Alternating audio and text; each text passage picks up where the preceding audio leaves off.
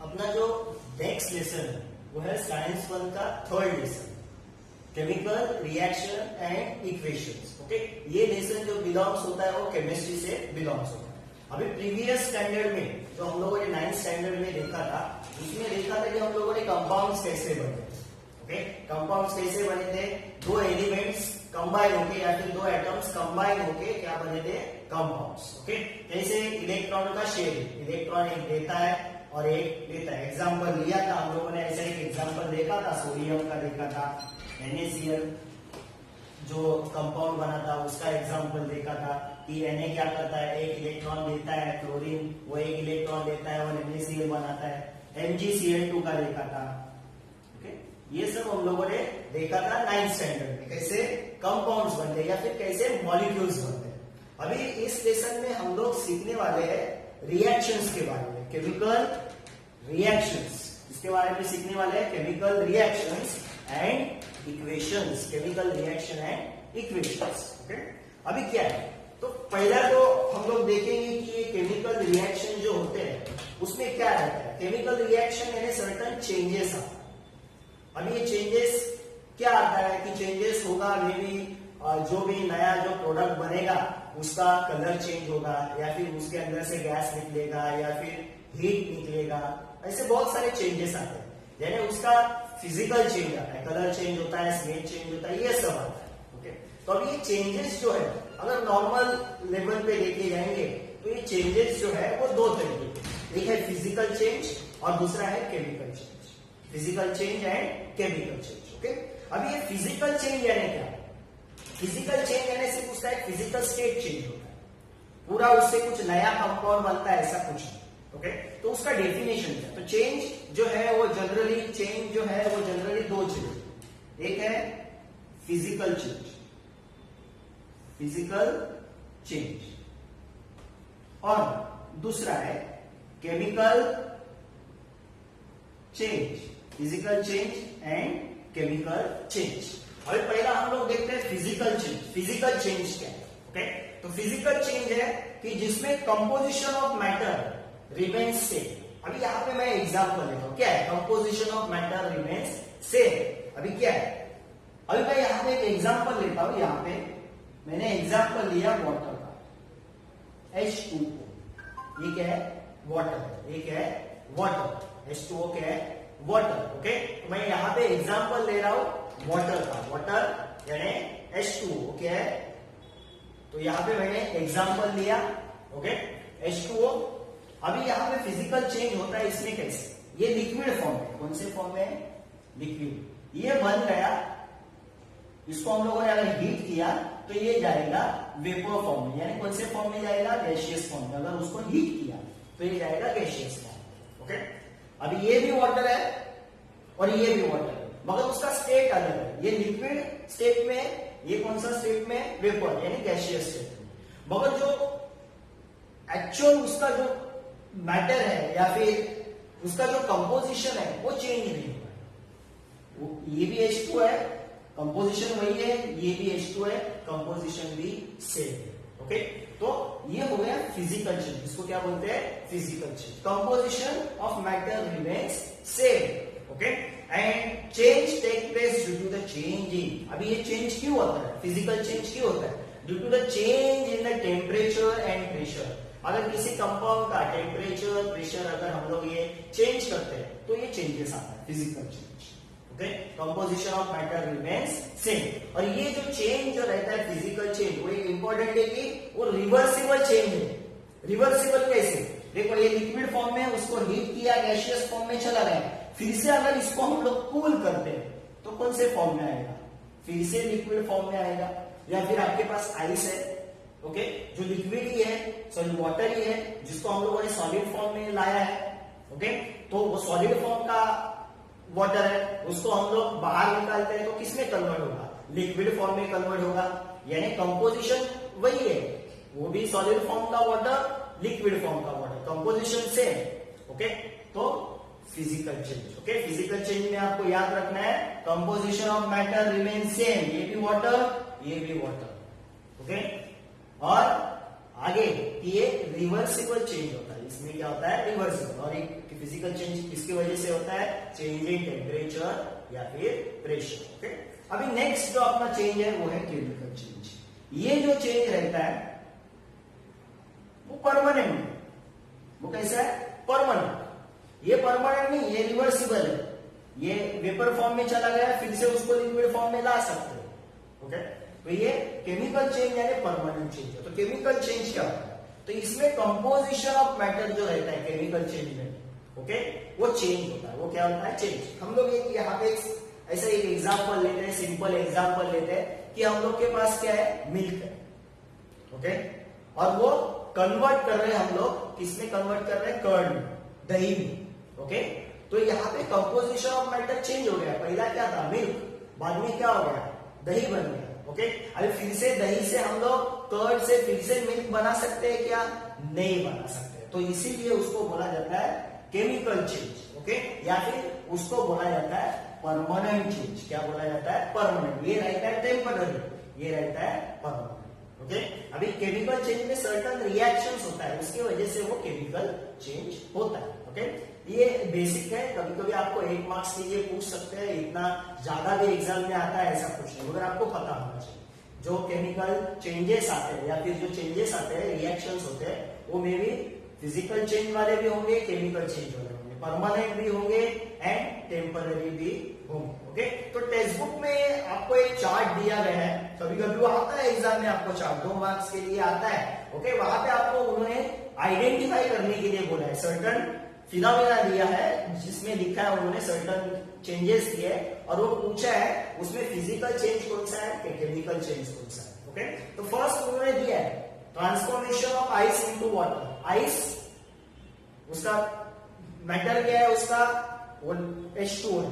Okay, किसमें convert हो रहा है वाटर, वो भी क्या है H2। ओके, तो उन्होंने वहां पे उसका आंसर दिया है कि वो क्या है फिजिकल चेंज है, वो क्या है फिजिकल चेंज। नेक्स्ट उन्होंने एग्जांपल दिया है कुकिंग ऑफ फूड।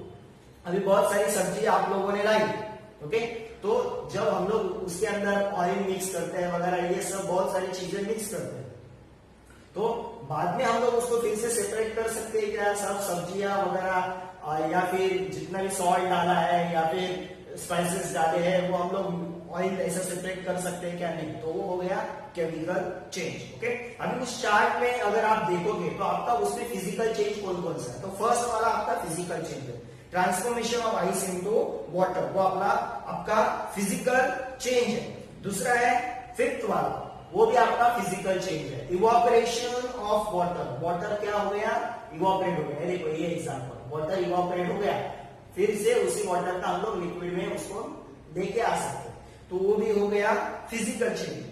नेक्स्ट है फिजिकल चेंज का 7th वाला जो है आपके टेक्स्ट बुक में, वो भी क्या है फिजिकल चेंज। वो क्या है size reduction of naphtha ball. Naphtha ball देखो ऐसा व्हाइट कलर के बॉल्स रहते हैं, ओके, कबर्ड में हम लोग रखते हैं, कॉकरोच वगैरह आए नहीं, इसके लिए वो नैफ्था बॉल का देखो धीरे धीरे साइज रिलीज होता है। अभी आप बोलोगे कि वो फिर से हम लोग रिगेन कैसे करेंगे, तो ये कैसे फिजिकल चेंज हो गया, हम लोगों ने यहाँ पे देखा कि वो रिवर्सिबल रिएक्शन होता है फिजिकल चेंज में, तो हमेशा ऐसा कुछ नहीं है कि रिवर्सिबल रिएक्शन होना चाहिए, मगर ये नैफ्था बॉल किसके वजह से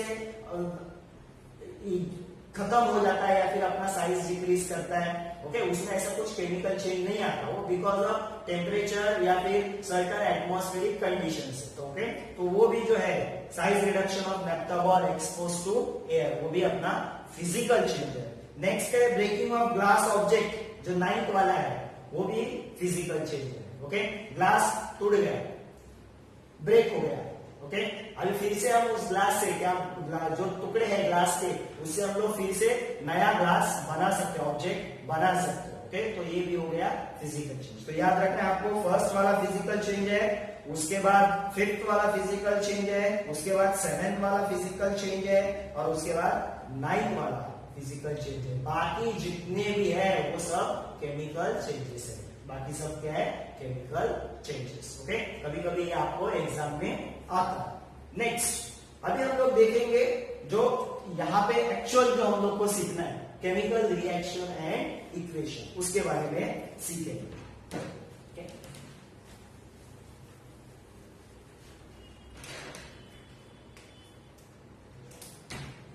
chemical reaction, chemical reaction, chemical reaction यानी क्या? केमिकल रिएक्शन होता है यानी क्या? अभी आप देखोगे तो आपके टेक्स्ट बुक में नेक्स्ट पेज पे, पेज नंबर 31 पे उन्होंने एक डेफिनेशन दिया है, पेज नंबर 31 पे वहां पे एक डेफिनेशन दिया है लास्ट पैराग्राफ में केमिकल रिएक्शन का। केमिकल रिएक्शन क्या होता है? Okay, it is a process. Chemical reaction यानी क्या है? एक प्रोसेस है इन विच सम सब्सटेंस, कुछ सब्सटेंस अंडरगोज बॉन्ड ब्रेकिंग, कुछ सब्सटेंस का बॉन्ड ब्रेक होता है। हम लोगों ने देखा है covalent bond, ionic bond, NaCl। NaCl क्या है? सोडियम क्लोराइड जो बनता है उसमें कौन सा बॉन्ड रहता है? Ionic bond. ये आयन है और ये निगेटिव, पॉजिटिव आयन निगेटिव है। ये जो बॉन्ड ब्रेक होते हैं, Na अलग होता है, Cl अलग होता है, तो बॉन्ड ब्रेकिंग होता है। ओके, तो क्या definition? It is a process in which some substance undergo bond breaking and are transformed into a new substance. कुछ सब्सटेंस में बॉन्ड ब्रेकिंग होता है एंड उनसे नया सब्सटेंस बनता है, उसको बोलते हैं, क्या बोलते हैं? Chemical reaction. डेफिनेशन देखो फिर से, it is a process in which some substance undergo bond breaking and are transform into a new substance by formation of new bond. यहाँ पे बॉन्ड ब्रेक होता है उस सब्सटेंस में और नए बॉन्ड बनते हैं और नए सब्सटेंस बनते हैं, उसको बोलते हैं केमिकल रिएक्शन। अब ये केमिकल रिएक्शन में some substance undergoes bond breaking. अब ये सम सब्सटेंस यानी कौन? तो किसके अंदर बॉन्ड ब्रेकिंग होता है? तो इस केमिकल रिएक्शन में हम लोग अगर देखेंगे, इससे पहले भी हम लोगों ने 8th स्टैंडर्ड में, 9th स्टैंडर्ड में केमिकल रिएक्शन देखे, तो उसमें एक आपको एरो दिखता है। एरो, एरो का ये जो साइड रहता है उसको बोलते हैं लेफ्ट हैंड साइड, और ये जो साइड रहता है उसको बोलते हैं राइट हैंड साइड। अभी ये लेफ्ट हैंड साइड वाले जो रहते हैं, जिनके अंदर रिएक्शन होता है, जिनके बीच में रिएक्शन होता है, वो होते हैं रिएक्टेंट। और जो ये नया सब्सटेंस बनता है इधर, उसको बोलते हैं प्रोडक्ट। क्या बोलते हैं उसको? प्रोडक्ट। ओके, तो रिएक्टेंट का डेफिनेशन क्या है? The substance taking part in a chemical reaction. Okay, उसी पैराग्राफ में पेज नंबर 31 के ऊपर लास्ट पैराग्राफ में रिएक्टेंट के बारे में डेफिनेशन दिया है, रिएक्टेंट एंड प्रोडक्ट। ओके, तो रिएक्टेंट का डेफिनेशन क्या है? The substance taking part in chemical reaction, जो सब्सटेंस केमिकल रिएक्शन में टेक पार्ट करते हैं, ओके, पार्टिसिपेट करते हैं, उनको बोलते हैं रिएक्टेंट। क्या बोलते हैं उनको? रिएक्टेंट। इधर क्या रहता है? रिएक्टेंट, और इधर क्या रहता है? प्रोडक्ट। ओके, अब ये रिएक्टेंट जो हो सकता है वो एक भी हो सकता है, दो भी हो सकते हैं, तीन हो सकते हैं, कितने भी हो सकते हैं। वैसे इधर जो प्रोडक्ट बनता है वो भी सिंगल हो सकता है, दो हो सकते हैं, तीन हो सकते हैं, चार हो सकते हैं, कितने भी हो सकते हैं। ऐसा कुछ नहीं कि रिएक्टेंट एक परफेक्ट नंबर में होनी चाहिए या फिर प्रोडक्ट परफेक्ट नंबर में होनी चाहिए, ऐसा कुछ नहीं, वो कितने भी हो सकते हैं। ओके, तो प्रोडक्ट का डेफिनेशन क्या है? प्रोडक्ट का डेफिनेशन है द सब्सटेंस फॉर्म, जो सब्सटेंस बनता है, ओके, इसके वजह से बनता है, यहाँ पे रिएक्टेंट में रिएक्शन होता है एंड सब्सटेंस बनता है। Substance form as a result of chemical reaction, substance form as a result of chemical reaction. इसके बीच में रिएक्शन होता है रिएक्टेंट के बीच में, और जो नया सब्सटेंस बनता है उसको बोलते हैं प्रोडक्ट। क्या बोलते हैं उसको? प्रोडक्ट। ओके, तो यहाँ पे हम लोगों ने देखा कि केमिकल रिएक्शन का डेफिनेशन देखा, उसके बाद रिएक्टेंट का डेफिनेशन देखा, और उसके बाद इसका डेफिनेशन देखा प्रोडक्ट का। ओके, अभी अपना जो नेक्स्ट कंसेप्ट है वो है केमिकल इक्वेशंस। केमिकल इक्वेशंस ये थोड़ा इंपॉर्टेंट कंसेप्ट है। Chemical equations. ओके, अभी आपको एग्जाम में केमिकल इक्वेशंस या फिर केमिकल रिएक्शंस बैलेंस करने के लिए आते हैं, इसके लिए थोड़ा ज्यादा इंपॉर्टेंट कंसेप्ट है हमारे लिए। अभी ये केमिकल जो इक्वेशंस है वो क्या है, तो उससे पहले हम लोग इसका डेफिनेशन देखते हैं। केमिकल इक्वेशन का डेफिनेशन क्या है? केमिकल इक्वेशन यानी क्या? The representation of chemical reaction. Chemical reaction हम लोग लिखते हैं, कैसे लिखते हैं? नाम लिखते हैं क्या? नाम नहीं लिखते, उसमें क्या लिखते हैं? The representation of chemical reaction in condense form, एक सर्टन कंडेंस फॉर्म में, लिमिटेड फॉर्म में उस केमिकल रिएक्शन को लिखा जाता है। Form using chemical formulas. हम लोग केमिकल रिएक्शन कैसे लिखते हैं? Using chemical formulas. ओके, एक मैं ऐसे एक रिएक्शन लिखता हूं यहाँ पे। क्या रिएक्शन लिखता हूं? H2 plus CO2। ओके, ये बन गया H2CO3। ओके, ये केमिकल रिएक्शन। अभी ये केमिकल रिएक्शन लिखते वक्त नाम लिखा है क्या मैंने? Water, carbon dioxide, carbonic acid नहीं। किसका यूज करके लिखा है? Chemical formulas. ओके, तो केमिकल फॉर्मूलाज लिख के जो हम लोग रिप्रेजेंटेशन करते हैं केमिकल रिएक्शन का, उसको बोलते हैं chemical equation. Okay, page number 32 अगर आप लोग देखोगे आपके टेक्स्ट बुक का, तो उसके ऊपर जो थर्ड पैराग्राफ है उसके अंदर इसका डेफिनेशन दिया हुआ है केमिकल इक्वेशन का। क्या डेफिनेशन है उसका? The representation of chemical reaction in a condensed form, representation of chemical reaction in a condensed form by form using chemical formulas, उसको बोलते हैं chemical equations। ओके, अभी नेक्स्ट है writing of chemical equation. Chemical equation को हम लोग कैसे लिख सकते हैं? क्या कंसेप्ट है हम लोग का?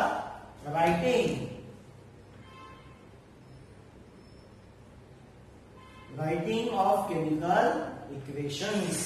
केमिकल इक्वेशन को हम लोग को लिखना है, तो हम लोग को क्या याद रखने का है, क्या देखना है केमिकल इक्वेशन को लिखते वक्त?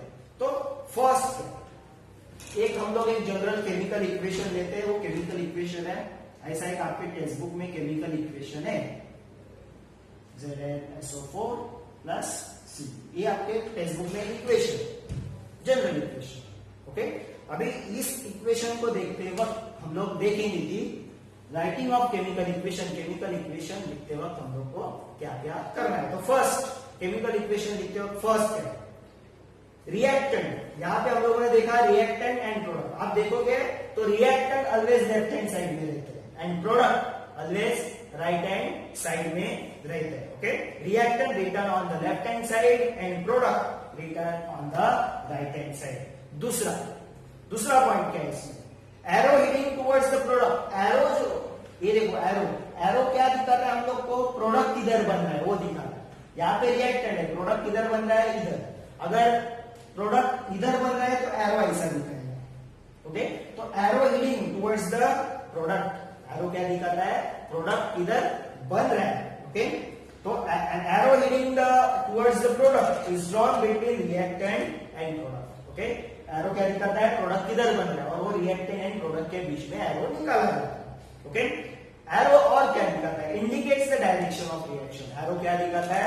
रिएक्शन कौन से डायरेक्शन में हो रहा है, इस डायरेक्शन में या फिर इस डायरेक्शन में, वो दिखाता है। ये रिएक्शन इस डायरेक्शन में हो रहा है। Okay, next, if the reactant and product are 2 or मोर। अगर मेरे पास सिर्फ एक ही रिएक्टेंट है तो कुछ प्रॉब्लम नहीं।